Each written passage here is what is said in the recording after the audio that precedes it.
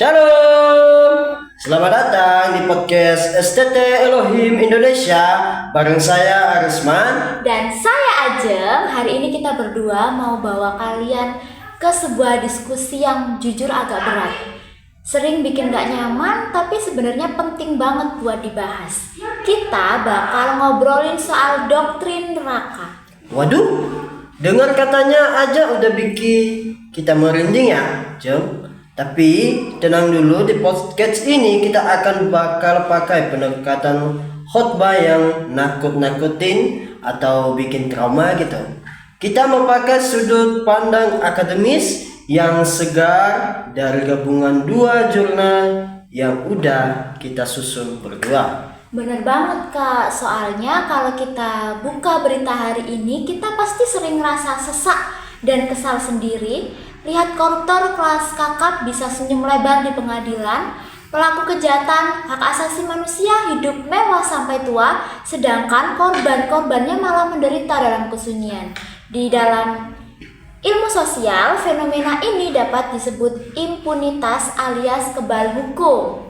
Asli, situasi kayak gitu yang sering bikin orang teriak, Tuhan itu adilnya di mana sih? Nah, uniknya jawaban atas jeritan hati kita itu ternyata disimpan di dalam doktrin yang selama ini kita hindari, doktrin tentang neraka. Nah, tapi sebelum kita bahas keadilan, kita beresin dulu nih salah pahamnya. Di jurnal Kak Aris yang ngebahas konsep Alkitabiah, Kak Aris nemu kalau pemahaman neraka itu ternyata nggak langsung jadi lautan api dari awal kan. Ada yang namanya perkembangan wahyu yang progresif. Tepat sekali, Jeng. Jadi Tuhan itu ngasih taunya pelan-pelan dan makin jelas seiring berjalannya waktu. Di perjanjian lama istilah awal yang muncul itu Sheol, yang pas masuk perjanjian baru diterjemahkan menjadi Hades. Nah, awalnya Sheol atau Hades ini dipahami netral banget. Cuma sebagai orang dunia, orang mati atau liang kubur, tempat yang sunyi di mana kesadaran manusia melemah dan belum ada perbedaan moral yang jelas antara orang yang baik ataupun orang yang jahat. Oh, jadi kayak tempat penantian yang rata aja gitu ya buat semua orang? Iya. Awalnya begitu, tapi pas masuk ke ajaran Tuhan Yesus, konsep Hades ini mengalami pergeseran yang radikal. Contoh paling gampang di cerita orang kaya dan Lazarus di Lukasnya yang ke-16. Di situ ruang tunggu ini dimulai menunjukin dimensi keadilan moral. Ada pembalikan status, seorang kaya yang egois dan mengabaikan keadilan sosial menderita, sedangkan Lazarus yang tertindas dihibur. Berarti dari ruang tunggu pun keadilan moral sudah mulai dicicil. Keren sih. Terus kalau tempat hukuman finalnya yang sesungguhnya itu apa namanya Kak?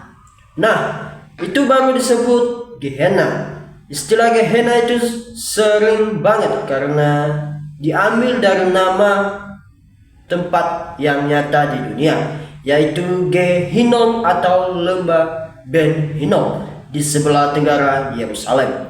Dulu tempat itu dipakai buat lokasi pembuangan sampah, bangkai hewan, bahkan mayat penjahat. Biar nggak bau dan jadi sarang penyakit, apinya dinyalain terus-menerus buat ngebakar kotoran atau sampah tersebut. Nah, Tuhan Yesus meminjam analogi geografis lokal yang ngeri ini buat menggambarin realitas akhir zaman yang transenden dan abadi. Nah, nyambung nih kita ke sifat neraka itu sendiri. Di jurnal kita kan dibahas kalau Alkitab itu menyajikan paradoks yang unik banget. Neraka disebut sebagai dapur api tapi sekaligus kegelapan yang paling gelap atau outer darkness. Nah, secara logika fisik duniawi, kalau ada api kan harusnya terang benderang ya. Tapi api neraka kok nggak ngasih cahaya? Nah, Disinilah pentingnya kita pakai kacamata budaya semiotik. Seperti yang dimengerti sama teologi kita, Bambang Norsena. Kata api di situ jangan dibayangin harfiah, kayak api kompor yang membakar daging fisik. Api itu simbol murni dari manifestasi murka dan kekudusan Allah yang absolut terhadap dosa, sesuatu yang gak bisa dinegosiasikan. Setuju. Nah, sedangkan kegelapan itu melambangkan penderitaan eksistensial yang sesungguhnya, yaitu keterpisahan total dan abadi dari hadirat Tuhan. Karena Tuhan adalah satu-satunya sumber kasih, kebaikan, dan terang, maka diputus total dari hadiratnya adalah penderitaan batin tertinggi yang bisa dialami jiwa manusia. Jauh lebih ngeri dari sekedar siksaan fisik. Betul, Jo. Dan tragisnya, tempat yang semula dipersiapkan untuk musuh kosmis kayak iblis, antikristus, dan malaikat yang jatuh, akhirnya jadi tempat kematian kedua buat manusia karena mereka dengan keras kepala menolak anugerah keselamatan. Neraka sebagai instrumen eskatologi keadilan. Sekarang mari kita bawa dasar Alkitab tadi ke jeritan keadilan di dunia modern yang harus dibahas di jurnal saya. Jujur ya, banyak manusia modern sekarang merasa doktrin neraka ini kuno ataupun kejam. Tapi kenapa kamu justru bilang dunia modern sangat butuh doktrin ini? Karena kalau dimensi eskatologis atau akhir zaman itu dihilangkan, maka perjuangan manusia demi keadilan di dunia bakal kehilangan sandaran utamanya, Kak. Tanpa adanya neraka, para penindas, koruptor, dan penjahat kemanusiaan yang lolos dari hukum dunia bakal jadi pemenang mutlak dalam sejarah. Mereka jahat, kebal hukum, mati dengan tenang, dan selesai gitu aja. Itu kan gak adil banget. Wah, benar juga ya. Jadi rekonstruksi teologis yang kamu tawarkan di jurnalmu itu bagaimana ya? Saya menawarkan cara pandang bahwa neraka itu harus dilihat sebagai instrumen eskatologi keadilan. Eksistensi neraka adalah jaminan moral bahwa impunitas di dunia ini hanyalah penundaan, bukan penghapusan hukuman. Pengadilan akhir dari Tuhan itu kepastian yang mutlak, suci, presisi, dan menembus hati, dan gak bakal bisa disuap pakai uang atau kekuasaan. Berarti ini kabar baik dong ya, terutama buat para korban penindasan. Tepat sekali, Kak. Doktrin ini berfungsi sebagai terapi spiritual, menghapus keputusan moral dan dendam kesumat di hati korban. Mereka nggak perlu jatuh ke dalam lingkaran setal radikalisme atau main hakim sendiri dengan kekerasan. Kenapa? Karena mereka tahu ada hakim yang agung yang memegang kendali akhir. Uniknya, keyakinan bahwa Allah adalah hakim yang sempurna justru jadi rem supaya kita nggak bertindak anarkis di dunia nyata. Luar biasa banget sintesisnya, Jo.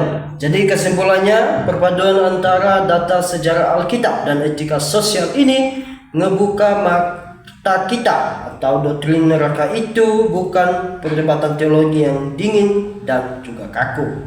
Bukan sama sekali, Kak. Neraka itu justru jadi cerminan eksistensial yang ngingetin kita supaya gak hidup asal-asalan di dunia sekarang. Biar kita sadar kalau setiap pilihan dan bebas keputusan etis yang kita ambil memiliki konsekuensi yang menggema sampai keabadian. Keadilan Tuhan pasti tegak, pilihan bebas manusia dihargai secara serius dan bersyukur banget.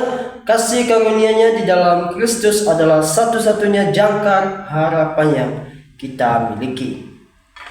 Oke teman-teman, makasih banyak udah dengerin obrolan podcast kita hari ini. Semoga bermanfaat buat kita semua.